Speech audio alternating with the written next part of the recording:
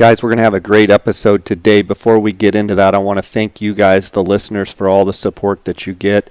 I want to remind you that you can reach out to me on Instagram. If you don't follow it at JScottOutdoors.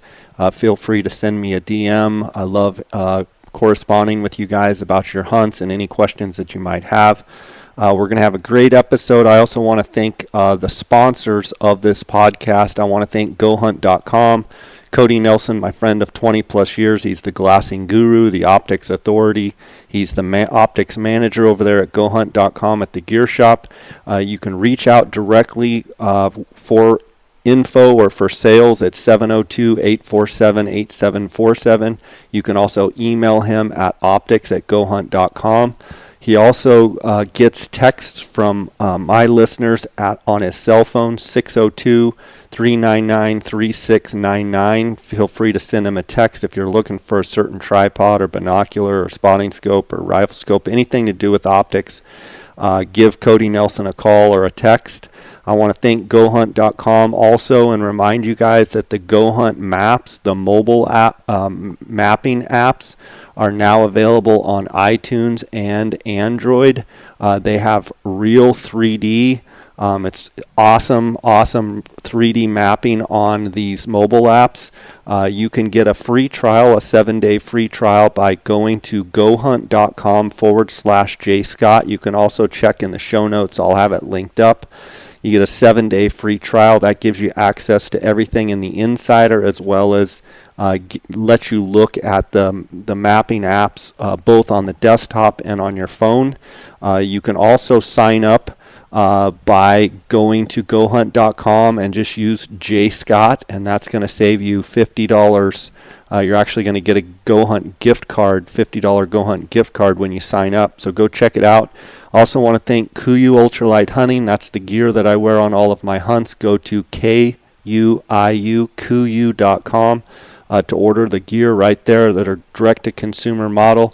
So that's the only place you can get the gear, as well as phonescope.com. Use the JScott21 promo code and you're going to get a 10% discount. Guys, let's get right to this episode. And again, thanks for listening.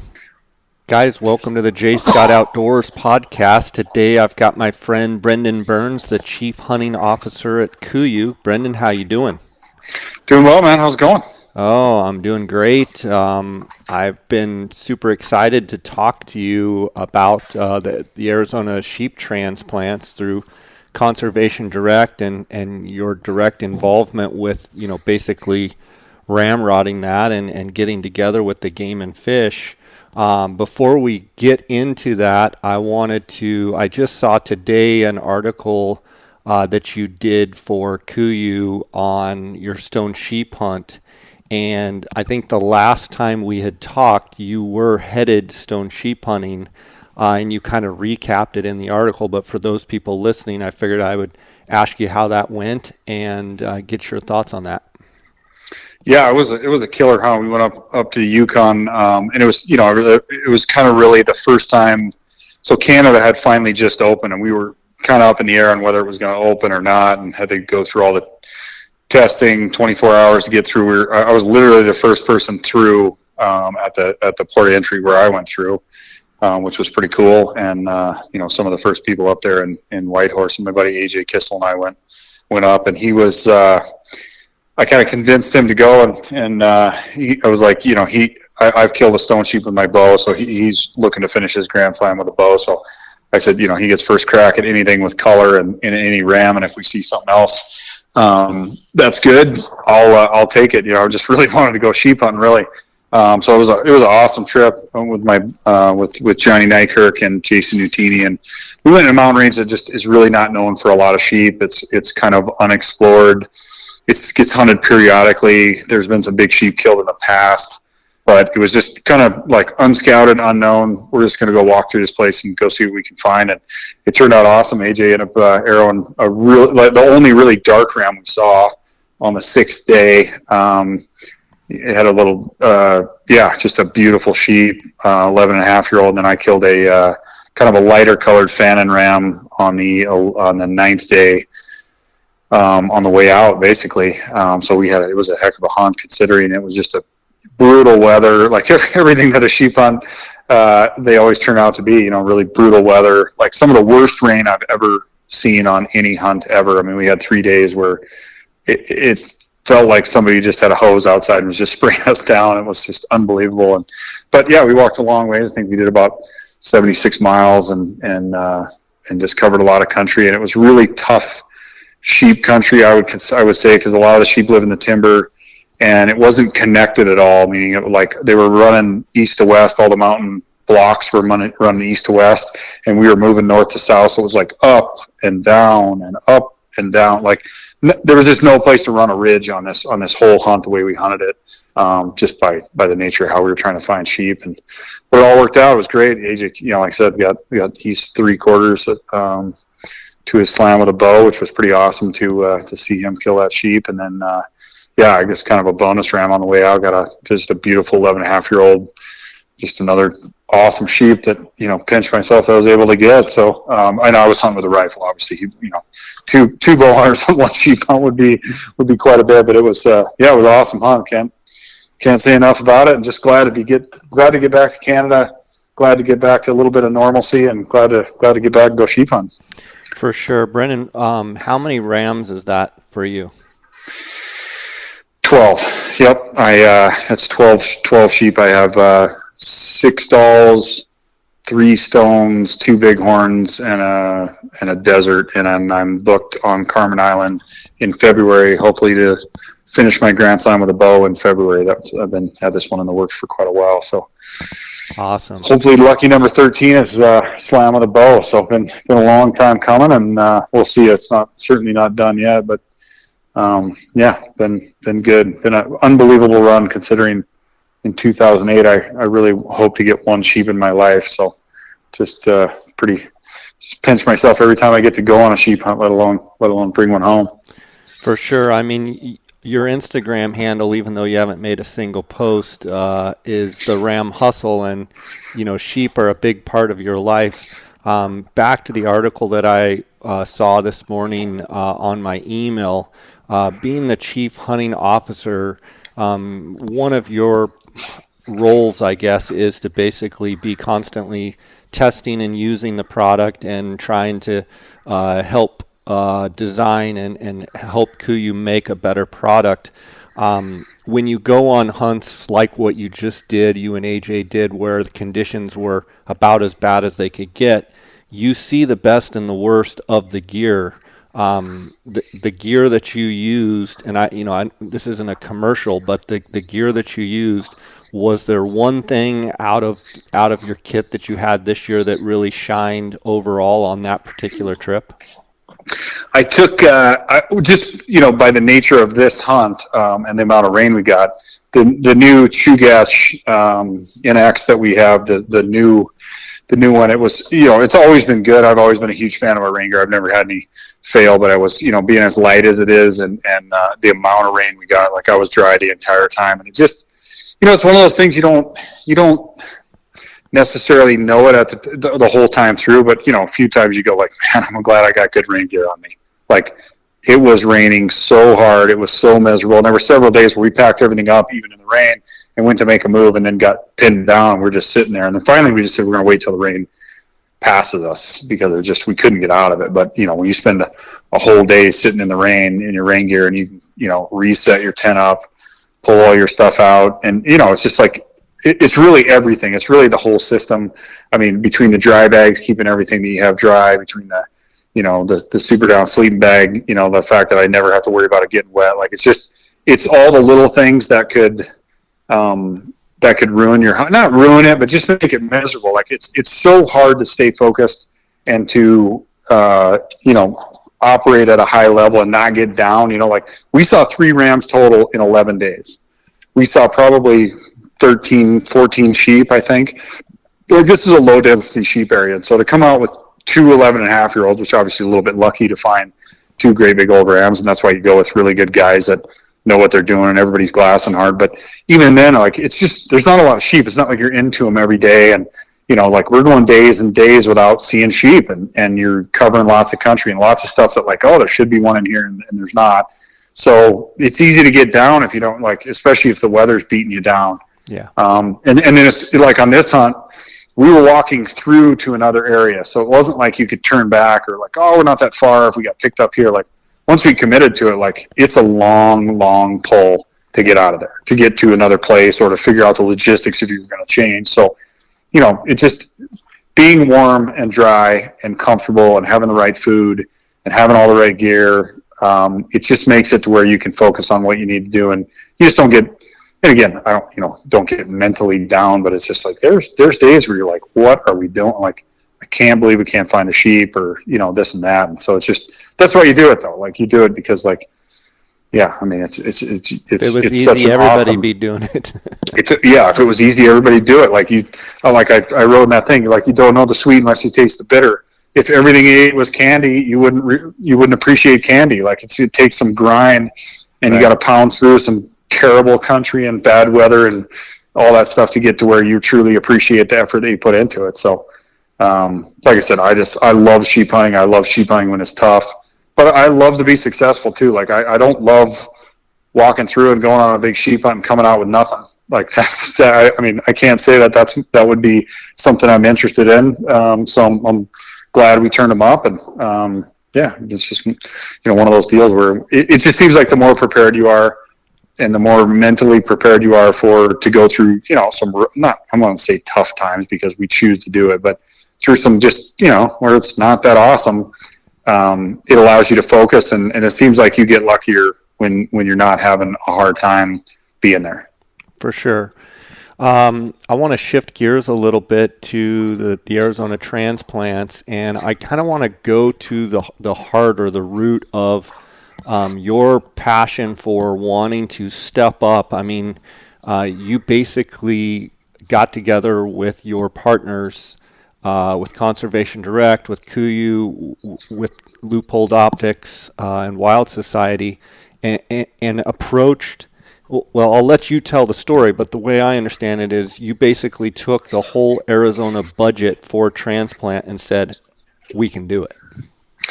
Yeah, it was an interesting project. In fact, that the last Conservation Direct project, obviously, I came up with Conservation Direct a few years ago, and just like it really came from a spot of being like, you see the term hunter conservationist, and it's mostly BS. Like it doesn't mean anything. It means it doesn't really mean anything. It just, like I said, the sheep have had so much value to my life, whether it's my career, the people that I've met, the places I've been able to go. Like it's just like, just from I just wanted to give back more, and obviously having the platform and the support at KUIU to again, this is the stuff that we do. It takes, you can't have a board that goes, oh, we're gonna, or have to deal with the bean counters on how much it's going to cost. It just basically said like, do what you think's right. Let's make sure that we're doing conservation projects, and you're the lead on it.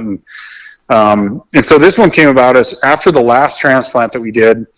The Conservation Direct first, the inaugural one that we did in 2018, or in 2019, I'm sorry, a game warden from Arizona, Darren Tucker, who actually it's funny, it comes back to you a little bit, Jay, because Darren had actually heard about Conservation Direct through you and I going over one of the podcasts. Well, he called me out of the blue and just said, hey, would you be interested in doing anything in Arizona?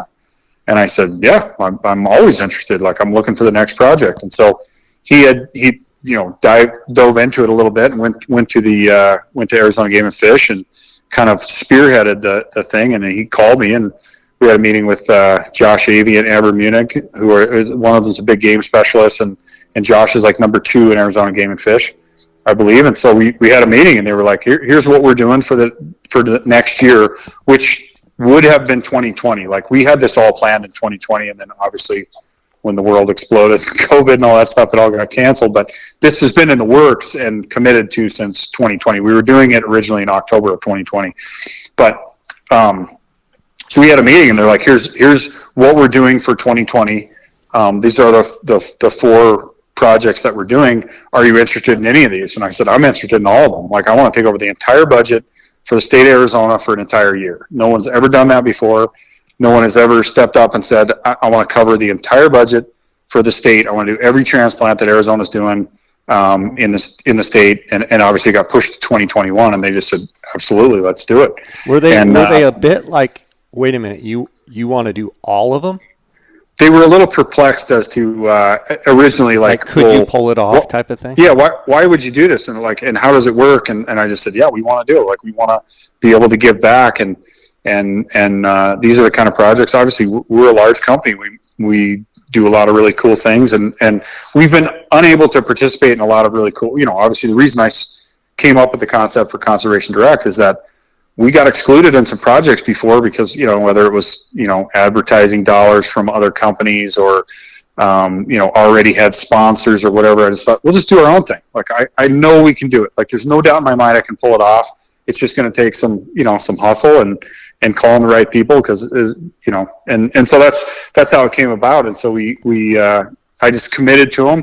We signed a contract. I said, we're going to cover the entire budget, and obviously got postponed to 2021. I want to pay for everything that is associated with sheep transplants that are happening for the state of Arizona in 2021. And it came out to $164,000 and moving about 90 sheep. And I said, yeah, done. And it was interesting because I thought, I'm going to do something a little different on this project. We're going to allow a couple other companies to come in and be involved in it, because I just think it's good to show that we can work with other companies as well. And after I'd done the original project, Bruce at Loophole had told me, hey man, if you're ever doing something else, love to be involved. That was literally the conversation. So I called him and said, hey, do you want to be involved in this? He's like, count me in, let me know. And then some other friends from this company that's just getting started called Wild Society. It's a coffee and beverage company. They actually don't even have a product yet. They're just launching here coming up. He called me and said, hey, I'd love to be a part of that project, and I'd love to do it before we launch any products or have anything to go out, because we want to kind of be in conservation deficit to begin with. Like, everybody talks about what they're going to do. We want to put some money in before we even launch. And I just thought, man, that's right up my alley. Like, that is such a cool thing for a new company that, hasn't even made $1 yet, to say we're going to pledge ahead of time, rather than, everything we put is going to go towards conservation. Then you never hear about anything. You never know where it's going or if it actually is going to go. So I just thought that was super cool. So, and then if anybody's familiar with how Conservation Direct works, it's just a name. The money all goes through. So I called Brad Remfrey at Arizona Desert Bighorn Sheep Society, who I've known forever. He actually helped me out on an elk hunt down in 2014 in Arizona. And I just said, hey, can you guys act as the bank? And because, the one thing about our stuff is it's all transparent. There's nobody's getting paid. There's no, salaries and office space or any of that other BS that goes on. Like, no, it's just all going towards this project. So all the money went through Arizona Desert Bighorn Sheep Society, including the collar. So on another extension of this thing is there's 40 collars going on these sheep. So we put those up for anybody from, KUIU customers that wanted to participate and could purchase up to a collar or two if they wanted to, or how many they wanted to buy, or you could buy a tenth of a collar or just give a donation. That was very successful. So we raised about $45,000 through that, and in about 2 weeks, which is really cool. And we just basically wrote them a check and said we're going to show up and help with all the transplants, and that was it. It was just, the goal was to cover 100% of what Arizona was going to do in 2021, and we did every dollar. And so this is the first time a private company, a private sector, has taken over an entire state budget. You're telling me that in the existence of transplants, no one has said, I want to cover it all, put it on my shoulders, let's do it. Me and my partners, we can do this. Why has that not happened? If there is something else that has been done, I sure couldn't find it, and nobody else had heard of it anywhere. So like I said, it's not, why is it not happening? That's pretty simple. Like, these kind of projects, there's two things that it takes to do something like this, whether it's our first project we did or this project. It takes real money and it takes real effort. And I don't think there's a lot of people or brands that will really want to do that. They want to, they're busy. They want to give money to somebody else to say, hey, we're giving to conservation, but they want to kind of wipe their hands clean of it. Like, you're going to have to get your hands dirty. I mean, this was this killed half of my hunting season in Montana this year. Like, the only negative on this entire project that I can say is that it occurred in October and November. I thought it was going to be in January and February, which I'd have been far more excited to spend 10 days down there. But it went off, during our hunting season, but it was real work. Like, you got to fly down there, and it's fun. The transplants part of it are just, it's so much fun to be involved in. I absolutely love getting in and touching the sheep and seeing how they're working and aging them and looking at how healthy they are and putting the collars on them. It's just like, everybody that goes, it's just like, it's life changing. It really is. But to bring it back to that, like, I just don't think, people, it takes real effort and real money to do something like this. Like, that $164,000 does not just fall out of the sky. That's a lot of money.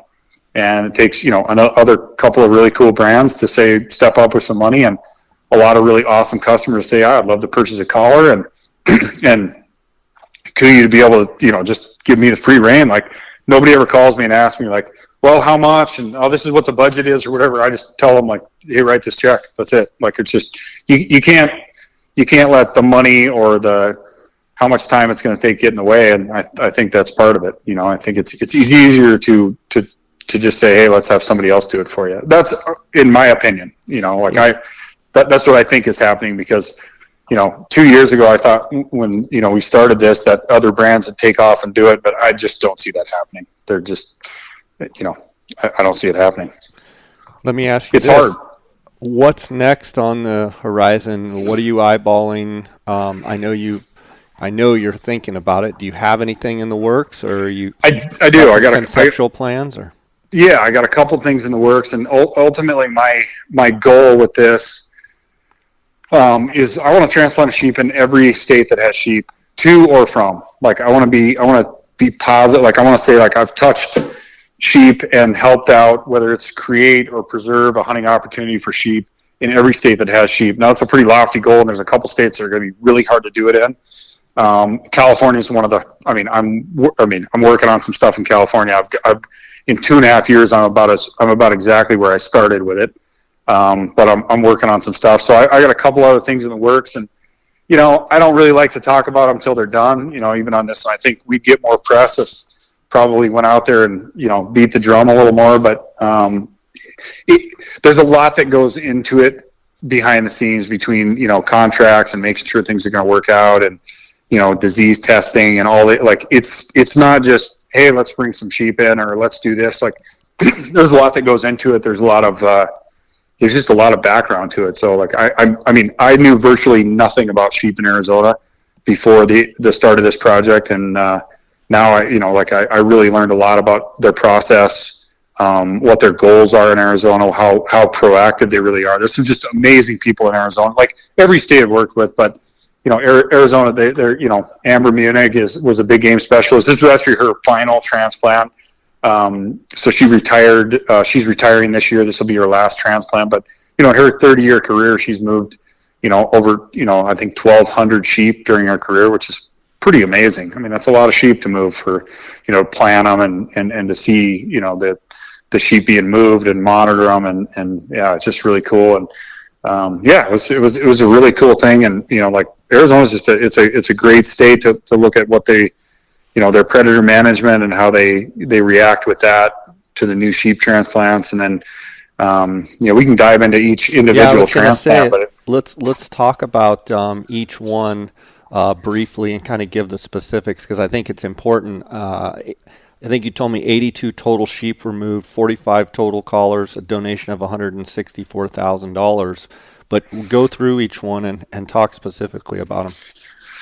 So, and again, I'm not a super expert. I'm learning as I go, as far as, why and where these mountains. I mean, this is all the first time for me in any of these mountains, which is really cool. But in late October, we captured 18 sheep in the Silver Bell Mountains, which was pretty cool. There's a mine there, and it was really cool to see that, the mine shut down for the day, which was awesome, and allowed them to go in there and capture some sheep. And Arizona, a lot of these places that have mines really is a haven for sheep, and so they're managing human conflict, human interaction on some of these mines. It was pretty cool to see. They actually did not blast for an entire day, which is definitely hitting their pocketbook to allow them to go in there with choppers and catch these sheep. So, and then they released They released those in the Picacho Mountains. And then you might know a little bit more about that area. That is the other end of Aravaipa Canyon. And so the majority of the sheep occur on one end, and they're trying to fill in the bottom end of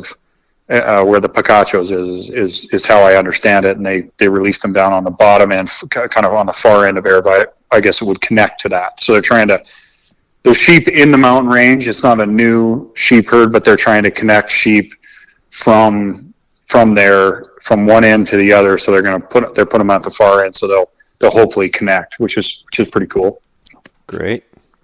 And then in like the next day, I went over and captured some at Canyon Lake, and I didn't go to this one. I had a conflict, so and released them. Wait a second, I think I got that.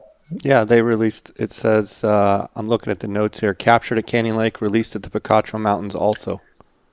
The 10, they did not release those on the Picacho. That's an error on my part. I'll have to go back and look where they put those. It was in a different mountain range. They took 10 of them and moved them to a different mountain range. Okay, that was 7 callers. Yep, and they put those 10 sheep from, and that Canyon Lake, obviously, as you know, is like apparently, some of the best genetics possibly in the world. Like you have some giant sheep rams in there. Yeah, and then November 1 through 4, we did a Rocky Mountain capture down in Eagle Creek, or down by Morenci, and that was pretty unique. And there's a giant mine down there, and that's where a lot of bighorn, and these are Rockies. Like a lot of people don't know that Arizona has Rocky Mountain bighorns. Really, very stable and good population of Rocky Mountain bighorns down in this area, and a lot of them live on this mine. And so they again, allowed them. It was pretty neat to see. Allowed them to go in there, and they darted a few on that one that were just kind of down in town, which was pretty cool. Instead of net gunning them from the chopper, that I think they darted about a dozen of them, which is pretty successful. And then to move those north about, I believe it's north, right? About 6 hours away, which is pretty big, and release 30 sheep in East Clear Creek. And I don't know, have you hunted any of that, Jay? Yeah, so it would be east it would be north and west in East Clear Creek, and I have not hunted East Clear Creek specifically, no. I guess that population just needs a little boost and is doing really well. So that was pretty cool. Again, to move, obviously deserts and Rockies is pretty cool. And then the one I was just on down there, we just finished up last week, or I guess it'd be 2 weeks ago now. We captured 24 sheep in the Plumosa Mountains and released them in the Harkabars. And that was really cool. And it was cool because the game wardens and all the people that kind of watched that area were there on the capture as well. And so similar deal. The Harkabars have quite a few sheep on one end, and we went and put these 24 sheep on the opposite end to hopefully kind of connect that population. And it was just super super cool to see. These are the sheep thing is funny because I think people think that this stuff just happens, and it's just like, oh cool, they got sheep. But every one of these populations that you're hunting now, almost every one of them has come from somewhere else, or has come from a biologist or someone having the idea. Like it is literally a big experiment. And so it's pretty cool to be involved in an active experiment, or an active thing that they're going to see if this works. They're hoping to connect these sheep, and they hope to have a higher population. There's good water in there, and so it was cool to see. These are ideas that they think will increase the sheep population, which ultimately will increase the hunting opportunities in Arizona. And you do these every single year, and again, you're capturing ewes that are either already bred or will be, and they're going to have more lambs in the springtime. That's just cool to see, down the road. My son's got points in Arizona. 20 years from now when he draws, or 30 years from now, he could be hunting one of these areas that were directly attached to the success of one of these sheep transplants. So it was just an awesome project. Amazing people, incredible companies to donate to it, and really awesome customers to put their money where their mouth is, and it's just a win-win-win all the way around. It's just a cool thing to do. Yeah, for sure. For everyone out there that participated, hats off to everyone that put their money where their mouth is, and for anyone that's wanting to participate in future projects, what's the best way for that to happen, Brendan? Just shoot an email into Conservation Direct. I think it's info at Conservation Direct. You can go to the website to KUIU.com and go, and I think it's an R story, and there's a bunch about it. And, you just shoot one in and say, I'd like to be notified on the next one. And, again, some of them are show up and participate. Some of them are financial participation. It's been a little bit weird. I wish we could have had more on this one, more people on these, but with the COVID stuff, we just didn't know if it was going to go off. And so, like I said, we're kind of in limbo for a while there, but if you want to participate, it's awesome to have people show up. And it was pretty neat. Like, there were some people showed up at each of these transplants to volunteer. That there was one guy on the last one that they said this guy, I don't know his name. I met him, drank some water with him. And like we were, pretty busy with the sheep, and he showed, like, this guy, they know who he is, and he just shows up to everything. The guy just, if they're removing fence, he shows up. If they're moving sheep, he shows up. It's just cool to see people that actually care and get their hands dirty. Because I think if people knew more where this stuff, how it happens and where it happens, they'd have a higher appreciation for these opportunities that are there. Because without moving sheep and without taking care of them and monitor them and predator control, there aren't sheep hunting opportunities. There just aren't. It does not just happen. It's not just, hey, there's lots of them out in the desert running around and they just give tags for them and hope for the best. That's not what's going on. Brendan, do you see yourself doing other animals and being, participating in other animals as well? I know your passion mainly is sheep, but is that an option in other states potentially?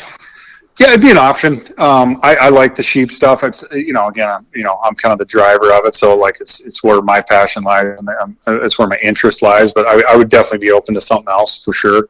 But as of right now, I believe there's enough sheep projects out there, which, that's where the passion lies and where I'm most interested. But I certainly would love to do something. I'm really interested in a predator project. The more I learn about sheep, the more I am actively involved in sheep management, the more it's really highlighted the need and just the need to put money into predator control. Like, we don't control predators, particularly mountain lions and coyotes. The sheep aren't there. Like, it's plain and simple. They will not take care of themselves. A lot of these places in the desert, when you add water, which is what it takes to add sheep, you also add predators. And so if you don't offset those predators, your sheep will never make it. I mean, one lion will kill 30 sheep in a couple of years, no problem, especially if they start targeting them. So I'm interested in, I'm looking at a predator project as well, which, might not be that popular with some people, and I don't really care because they just flat don't understand sheep management. If they weren't into predators, like there's plenty of mountain lions. They're not endangered. They need to go. Like there's a place for everything, but there's not a place for a high population of mountain lions near sheep, especially with their numbers. So that's so we'll see. I mean, like I said, I'm always interested in other stuff, and we're trying to do a couple a year. We did a guzzler project in Nevada this year. Participated in another sheep transplant here in Montana that wasn't our own. And then, but really love these projects that are our own project, because that's 150 sheep now. Well, I guess, like 140 sheep we've moved in 3 years, paid for 100% of them, and fundraised almost 300,000 direct dollars that went straight to moving sheep, which is, like awesome. I said, the first project, we moved 30 sheep to North Dakota, and I just got an update. There's about almost 65 in the two herds that we moved them to, and then on Antelope Island, I believe there's about 48 from an original 25. I mean, those are real numbers and real growth in just a short time, which is pretty awesome to see. Yeah, it's fantastic. I want to thank you for really stepping up and taking lead on these projects, and I look forward to being involved in the future, and recommend anyone out there that's listening that likes what they hear and wants to be involved to check out Conservation Direct, go through the KUIU website. Brendan, it's always great having you on the podcast. What's next for you? It sounds like Carmen Island, Desert Bighorn. Carmen Island, Desert Bighorn. Yeah, my archery grand slam. It's been a long time coming, and yeah, just getting ready for that. Pretty rare. I mean, even I've had a lot of sheep hunting opportunities, but this is a pretty rare opportunity for me. So I'm really looking forward to it. My wife's going to go with me. Got some friends that are going. Should be fun, and yeah, I'm really looking forward to that. And yeah, hunting season wrapped up. Today's the last day in Montana, and all good, man. Just another great year. Yeah, for sure. What about show season with COVID and such? Do you think the shows will happen, or do you think they're going to be on hold? What are your thoughts? I, I don't know. I hope so. You've I'm stopped not worried about speculating. it. I don't know. I mean, I literally was like, yeah, they're definitely going to happen. Should be. It'll be nice to see people. And then driving home yesterday, I was listening to the news, and there's a new variant coming, and apparently it's going to get us all. So I don't know. I hope the shows go on. It'd be nice to see some people, but I don't have any prediction. I would think they're going to be. I think there's enough. Who knows? But Yeah. I'm planning on it as of right now. That's about it. Right on, buddy. Well, I'm going to link up some links there for Conservation Direct, for KUIU, for the Arizona Desert Bighorn Sheep Society. For those of you listening, I appreciate everybody tuning in.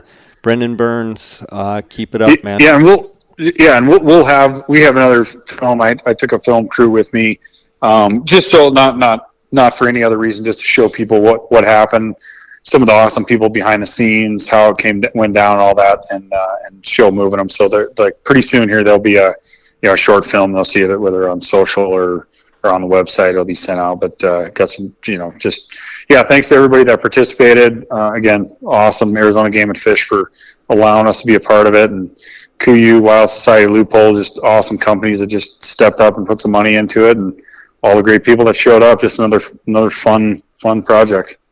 Right on, buddy. Take care. God bless. Tell the family hello, okay? Sounds good. We'll catch you later, man. All right, bye.